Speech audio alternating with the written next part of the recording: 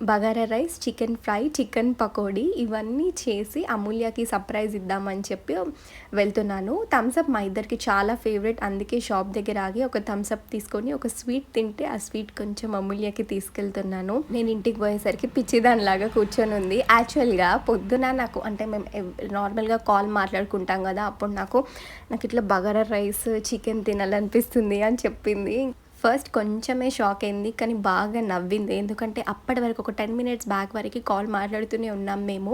నేను ఇవి ప్యాక్ చేసుకొని వచ్చేటప్పుడు అప్పుడు కూడా కాల్ మాట్లాడుతున్నాను. ఏం సౌండ్ వస్తుంది అంటే ఏం లేదు అని చెప్పిన నేను. బట్ అప్పుడే ఇంకా సడన్గా వెంటనే కట్ చేసిన 10 మినిట్స్కే నేను ఇంటికి వచ్చిన. ఎంత రెస్టారెంట్స్కి వెళ్ళి ఎంత తిన్నా కూడా ఇట్లాంటి little things makes more happier కదా. యాక్చువల్గా అమూల్య కోసం నా కోసం అమూల్య కన్నా మా ఇద్దరి కోసం అమూల్య వాళ్ళ అక్క చేస్తే మంచిగా తిన్న రోజులే ఎక్కువ. Anyway, thanks for watching the video. Bye.